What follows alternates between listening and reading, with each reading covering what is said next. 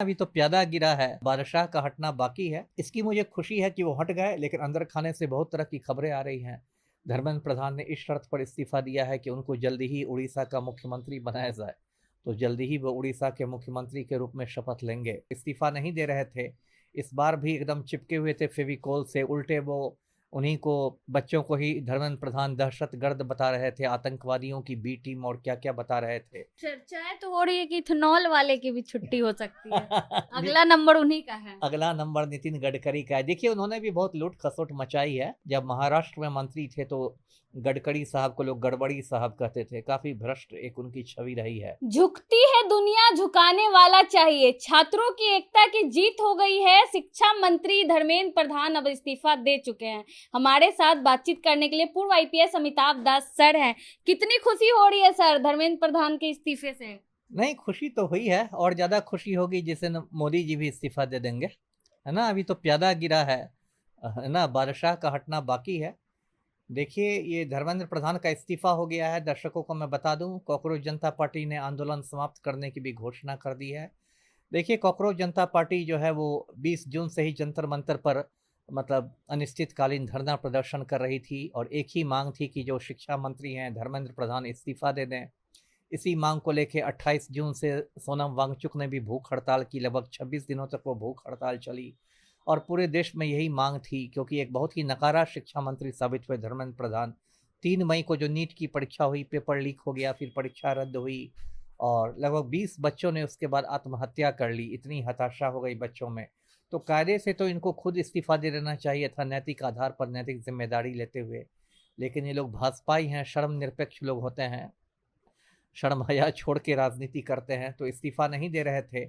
इस बार भी एकदम चिपके हुए थे फेविकोल से। उल्टे वो उन्हीं को, बच्चों को ही धर्मेंद्र प्रधान दहशतगर्द बता रहे थे, आतंकवादियों की बी टीम और क्या क्या बता रहे थे। लेकिन 20 जुलाई के बाद देखिए बहुत तेजी से परिस्थितियां बदली, और 20 जुलाई को ऐसे बहुत बर्बरतापूर्ण ढंग से दिल्ली पुलिस ने कुचलना चाहा आंदोलन को, लेकिन उसका उल्टा असर हो गया, और उसके बाद पूरा हिंदुस्तान ही एक जंतर मंतर बन गया, और पूरे देश में ये जेन जी आंदोलन जो था वो फैल गया, कश्मीर से कन्याकुमारी तक फैल गया। और ये आंदोलन कहीं ना कहीं बिल्कुल मोदी के चौखट तक पहुंच गया। 20 जुलाई को तो ऐसे हालात हो गए कि मोदी को पिछले दरवाजे से दुम दबाकर भागना पड़ा संसद से। भारत के इतिहास में पहली बार ऐसा हुआ होगा जब कोई प्रधानमंत्री पिछले दरवाजे से भाग रहा हो। फिर राहुल गांधी मोदी के घर के बिल्कुल सामने पहुंच गए सांसदों के साथ। राहुल गांधी के साथ भी धक्का मुक्की हुई, और उसमें उनकी नाक से खून भी बहा। तो लगातार दबाव बढ़ता जा रहा था। एक दो दिन पहले आधी रात में मोदी ने उठ के एक वीडियो बनाया था, उनकी नींद भी हराम हो गई थी कि फास्ट ट्रैक कोर्ट बनाए जाएंगे, ये सब हुआ। कल देखिए बातचीत हुई थी सरकार और कॉकरोच जनता पार्टी के बीच। सरकार की ओर से 2 मंत्री थे, आपको जेपी नड्डा और जितेंद्र सिंह, और कॉकरोच जनता पार्टी की ओर से उसके 2 प्रवक्ता थे, सौरभ दास और आशुतोष रंका। उसके बाद 3 मांगे मुख्य थी कॉकरोच जनता पार्टी की। पहली मांग थी कि बच्चों पर जो मुकदमे हुए हैं उन मुकदमों को वापस लिया जाए। दूसरी मांग थी कि जो बच्चे आत्महत्या कर चुके हैं उनके परिवार को 1-1 करोड़ रुपए मुआवजा दिया जाए। और सबसे महत्वपूर्ण मांग थी कि धर्मेंद्र प्रधान इस्तीफा दें। तो पहली और दूसरी मांग तो तुरंत मान ली गई। तीसरी मांग के बारे में कहा गया कि 24 घंटे का समय चाहिए। तो 24 घंटे में इन लोगों ने बात की होगी मोदी और शाह से, और कहा हो गया कि हालात बिगड़ते जा रहे हैं, और पूरे देश में आंदोलन फैल गया, और आंदोलन अब निकलता जा रहा है सरकार के हाथ से। तो आज धर्मेंद्र प्रधान का इस्तीफा ले लिया गया, और इसकी मुझे खुशी है कि वो हट गए, लेकिन अंदर खाने से बहुत तरह की खबरें आ रही हैं। धर्मेंद्र प्रधान ने इस शर्त पर इस्तीफा दिया है कि उनको जल्दी ही उड़ीसा का मुख्यमंत्री बनाया जाए।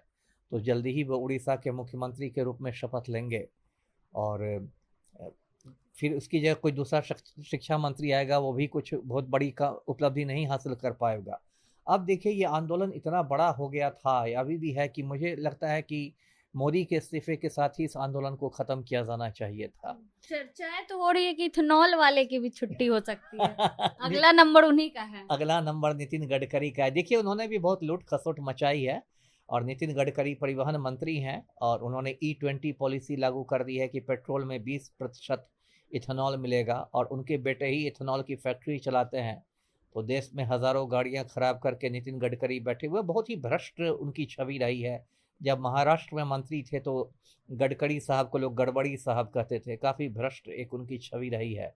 तो उसके लिए भी आंदोलन होना चाहिए। मैं व्यक्तिगत रूप से चाहता हूँ कि अभी भी ये आंदोलन समाप्त नहीं हो, और यदि कॉकरोच जनता पार्टी ने वापस भी ले लिया आंदोलन, तो अब राहुल गांधी को इसकी कमान ले लेनी चाहिए, क्योंकि अब ये आंदोलन पूरे देश में फैल गया है और राहुल गांधी को इसकी कमान ले लेनी चाहिए और मोदी पर बिल्कुल दबाव बनाना चाहिए, जिस अंत में मैं फिर मोदी को कहता हूं कि देखिए, देश आपसे संभल नहीं रहा, आप इस्तीफा देकर दोबारा चाय बेचिए। अब चाय बेचने लायक ही हैं, क्यों देश का बंटाधार कर रहे हैं। जी।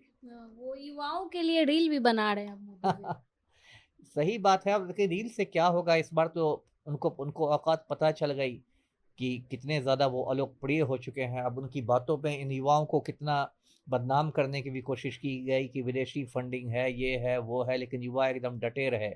जेनज़ी ने दिखा दिया कि भारत का भविष्य सुरक्षित हाथों में है। बहुत बहादुरी से लड़े हैं ये लड़के लड़कियां, और मोदी को औकात बता दी गई है।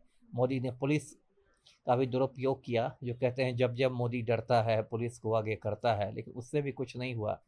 तो मैं तो अभी भी चाहता हूं कि आंदोलन जारी रहे और मोदी के इस्तीफे के साथ ही खत्म हो। जी। बहुत बहुत धन्यवाद। हमारे साथ पूर्व आईपीएस अमिताभ दास सर है, साफ तौर पे कह रहे हैं कि अभी भी ये चाहते हैं कि आंदोलन जारी रहे और नरेंद्र मोदी के इस्तीफे के बाद ही इस आंदोलन की समाप्ति हो। बाकी आप अपनी राय कमेंट बॉक्स में जरूर दें।